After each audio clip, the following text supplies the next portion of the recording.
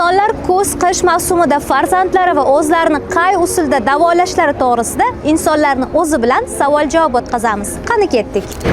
Savol bersam maylimi? Assalomu alaykum. Kuz, qish mavsumlarida qay usulda davolanasiz yoki farzandlaringiz qay usulda davolaysiz? O'zi oldini olamiz birinchidan. Kasal bo'lmasligini oldini olamiz. Ikkinchidan tabiiy usullar bilan deganingizdan qanaqa o'tli tabiiy anaqalar bor-ku, shunaqa bilan Tabiiy mahsulotlar bilan. Dorilar yoki termometr yoki bo'lmasam nebulizerlar bilan. Yo'q, unaqa bilan emas. Asosan o'sha ko'k choy, yanaqa nima deydi, ravashka choylar, shunaqalar bilan davolaymiz farzandlarni. Uy sharoitida tabiiy holatda birinchi o'ringa tutatamiz. Infeksiya, bakteriya, viruslarni o'ldiradi. Havoni tozalaydi.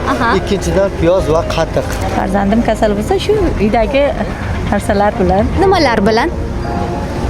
tabiiy davolash bo'yicha shu spirt tomog'iga boylayman, konferens uchun. O'zi har doim antibiotik berardi. O'tgan yili doktorga chiqsak, nebulizer bizga maslahat berdilar doktorimiz.